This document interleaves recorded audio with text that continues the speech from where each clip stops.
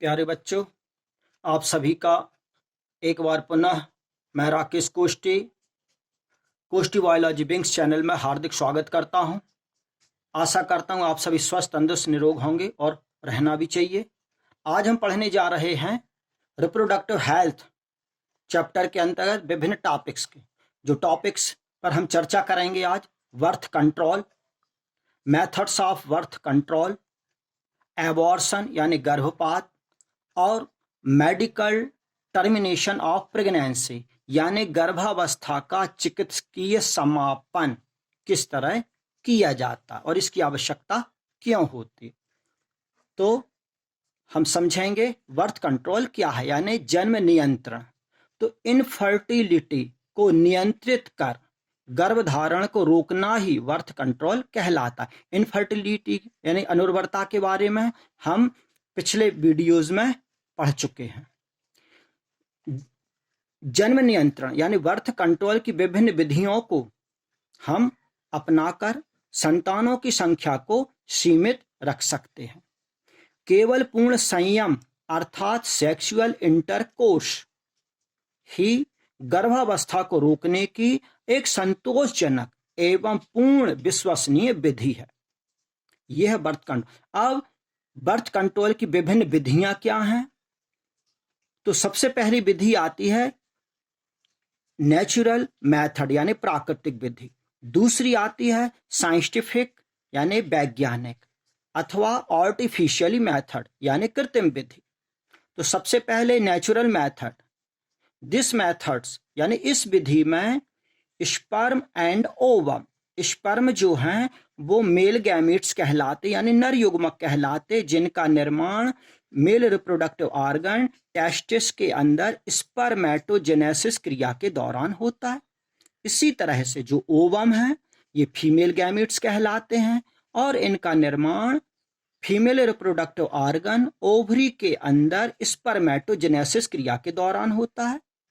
तो प्राकृतिक विधि में स्पर्म और ओवम के संगम को रोकने पर यह विधि आधारित होती है। साथ ही इस विधि में मेडिसिन्स और इंस्ट्रूमेंट्स की आवश्यकता नहीं होती। यह विधि के अंतर्गत 3 विधियां आती हैं यानी सब मेथड्स आती हैं। सबसे पहला आता है रिदमिक मेथड्स। इसके अंतर्गत मासिक चक्र के यानी जो मासिक स्राव होता है, मेंस्ट्रुएशन पीरियड होता है, तो मेंस्ट्रुएशन साइकिल के 10th से 17 यानी 10वें से 17वें दिन के बीच संभोग क्रिया ना करके हम जन्म नियंत्रण कर सकते हैं। दूसरा है बाह्य स्खलन विधि, जिसमें जो मेल है इंटरकोर्स के दौरान वीर्य स्खलन यानी जो इसका सीमेन वाला भाग होता है जिसमें स्पर्म पाए जाते हैं, तो वीर्य स्खलन के पूर्व फीमेल के वैजाइना यानी योनि में से अपने लिंग यानी पेनिस को बाहर निकाल कर, जिससे वीर्य वैजाइना के अंदर प्रवेश ना कर सके, और इस तरह से जन्म नियंत्रण को रोका जा सकता है। साथ ही ब्रेस्ट फीडिंग यानी स्तनपान अनार्तव यानी शिशु को पर्याप्त स्तनपान कराकर, यानी शिशु को पर्याप्त ब्रेस्ट फीडिंग कराकर गर्भधारण से बचा जा सकता है, क्योंकि ब्रेस्ट फीडिंग यानी स्तनपान के दौरान अंडोत्सर्ग यानी अंडाशय से अंडाणुओं का बाहर निकलना, तो अंडोत्सर्ग एवं मासिक स्राव नहीं होता। लेकिन यह विधि जो है वह ब्रेस्ट फीडिंग के यानी यह विधि शिशु जन्म के लगभग 6 मंथ तक ही कारगर साबित होती है। नेक्स्ट है साइंटिफिक मेथड्स या आर्टिफिशियली मेथड। सबसे पहले इसके अंतर्गत आता है मुखीय गर्भ निरोधक गोलियां खाकर यानी ओरल कॉन्ट्रासेप्टिव पल्स के बारे में। तो मुखीय यानी मुख द्वारा गर्भ निरोधक जो गोलियां खाकर हम जन्म नियंत्रण को कंट्रोल भी कर सकते हैं। इन गोलियों में एस्ट्रोजेंस और प्रोजेस्टेरॉन्स हार्मोन्स उपस्थित होते हैं, जो क्या करते हैं कि ओवम फॉर्मेशन को रोकते हैं। गर्भधारण को रोकते हैं। तो गर्भ निरोधक गोलियों के अंतर्गत माला एन, माला डी, चॉइस और सहेली, ये विभिन्न नामों से मार्केट में, मेडिकल्स पर ये गर्भ निरोधक गोलियां उपलब्ध होती हैं। दूसरा है स्पर्म एंड ओवम्स को निषेचन से रोककर, यानी नर और मादा युग्मकों को आपस में उनका संयुग्मन ना हो, इसके अंतर्गत विभिन्न विधियां अपनाई जाती हैं, जैसे IUCD यानी इंट्रा यूटेराइन कॉन्ट्रासेप्टिव डिवाइस। इसके अंतर्गत आते कॉपर टी लूप को यूट्रस यानी गर्भाशय में रखकर हम निषेचन को रोक सकते हैं। इसके बाद आता है कंडोम्स। तो मार्केट में मेल कंडोम और फीमेल कंडोम्स उपलब्ध होते हैं। तो इन कंडोम्स का उपयोग करके हम जन्म नियंत्रण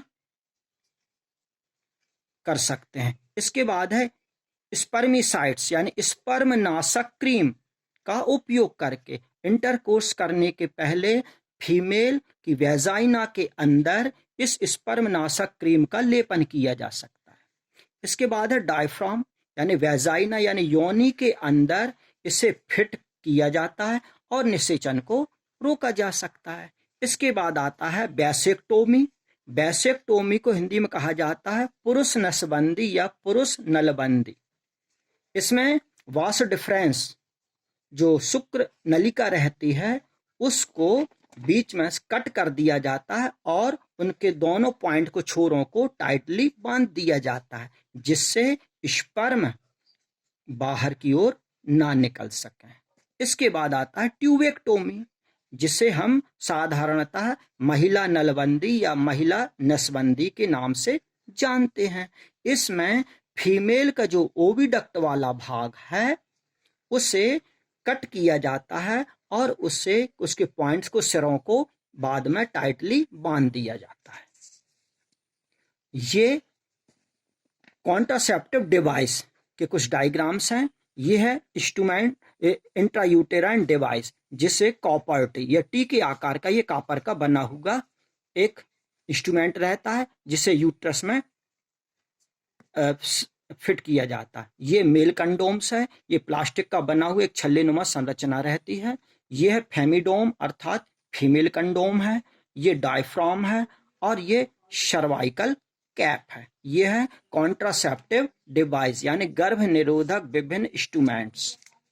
इसके बाद हम आगे पढ़ेंगे नॉन ओरल हार्मोनल मेथड यानी गर्भ निरोधक त्वचीय चकती। तो इसके अंदर कॉन्ट्रासेप्टिव स्किन पैच यानी कॉन्ट्रासेप्टिव जो डिवाइस है उसे त्वचा के नीचे लगाया जाता है। इस डिस्क को यानी चकती नुमा को अपर आर्म की आउटसाइड में इसे यूज किया जाता है। पीठ पर, उदर पर और नितंबों में भी ये लगाई जाती है। इसके बाद है स्पर्मिसाइड्स यानी स्पर्मनाशक औषधि या क्रीम, जिसके फोम, जेल, पेस्ट और क्रीम के रूप में इसे यूज किया जाता है। अब हम पढ़ने जा रहे हैं एबॉर्शन यानी गर्भपात क्या है, गर्भ का पतन और गर्भावस्था का चिकित्सकीय समापन यानी मेडिकल टर्मिनेशन ऑफ प्रेगनेंसी यानी डॉक्टर्स के अनुसार गर्भपात क्या है और क्यों किया जाता है, इसकी आवश्यकता क्यों होती। तो एबॉर्शन का जो अर्थ पहले हम समझते हैं, उसकी विशेषताओं के बारे में भी समझते हैं।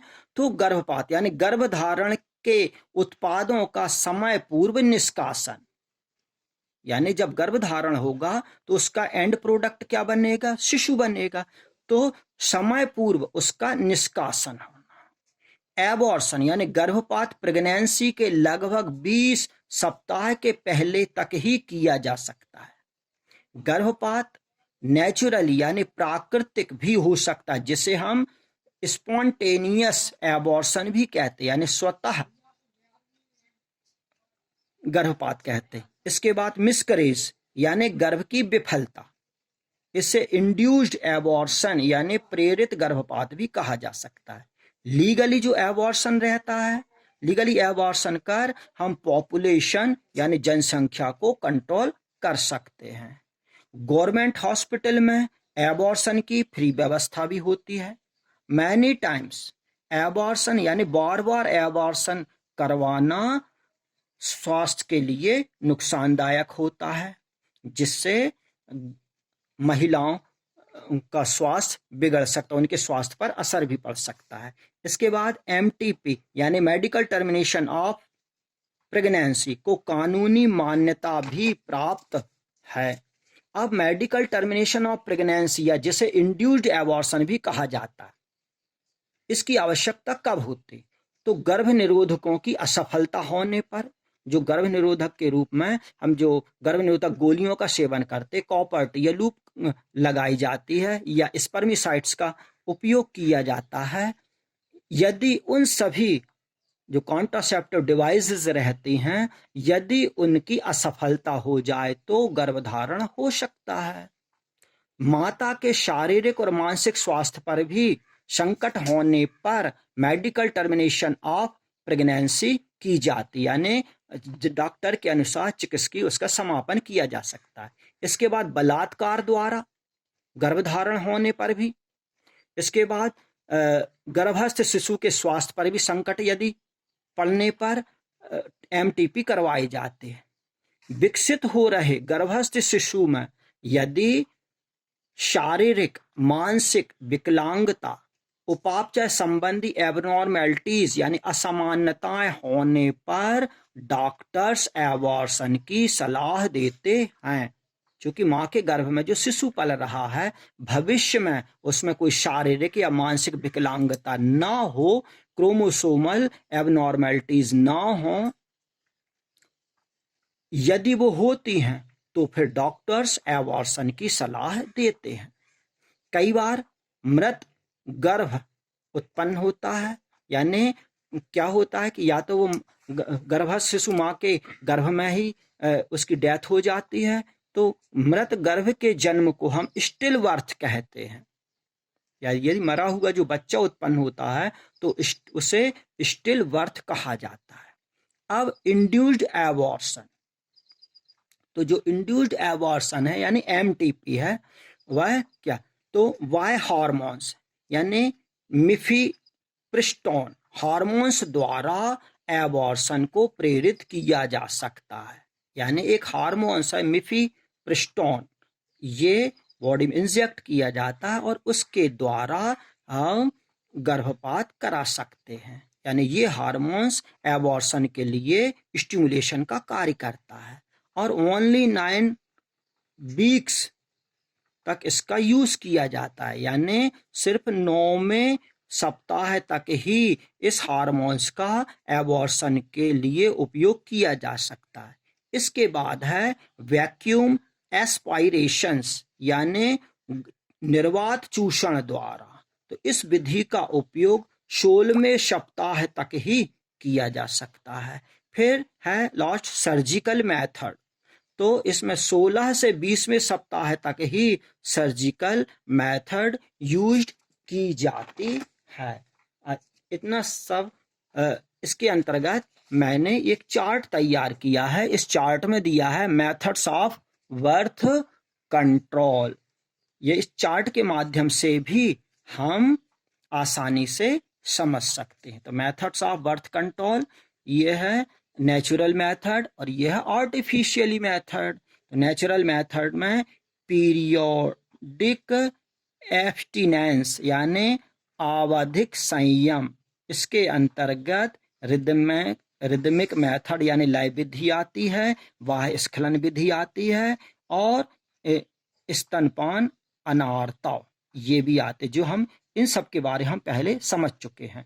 इसके बाद है ये आर्टिफिशियली या साइंटिफिक मेथड। इसके अंतर्गत 3 विधियां आती हैं। सबसे पहला है ओरल कॉन्ट्रासेप्टिव पल्स यानी मुखीय गर्भ निरोधक गोलियों के बारे में। फिर इसके बाद आता है by preventing fertilization of sperm और ओवम यानी स्पर्म और ओवम को फर्टिलाइजेशन निषेचन से किस प्रकार से रोका जा सके। तो इसके लिए है इंट्रायूटेराइन कॉन्ट्रासेप्टिव डिवाइस यानी जिसमें कॉपर्टी या लूप का उपयोग किया जाता है। मेल कंडोम्स का उपयोग है, फेमिडोम यानी फीमेल कंडोम का उपयोग किया जाता है, और स्पर्मिसाइड्स यानी शुक्राणुनाशक, उसमें पेस्ट भी आती, जेल भी आती हैं, और क्रीम्स का उपयोग किया जाता है। इसके बाद है वैसेक्टोमी यानी पुरुष नसबंदी, और ट्यूबेक्टोमी यानी महिला नसबंदी। और थर्ड टाइप है मेडिकल टर्मिनेशन ऑफ प्रेगनेंसी यानी एमटीपी यानी गर्भावस्था का चिकित्सकीय समापन। तो आज के इस वीडियो में इतना ही। Thank you. यदि आपको मेरा वीडियोस पसंद आ रहे हैं तो प्लीज़ इनको लाइक शेयर करें और चैनल को सब्सक्राइब अवश्य करें। Thank you.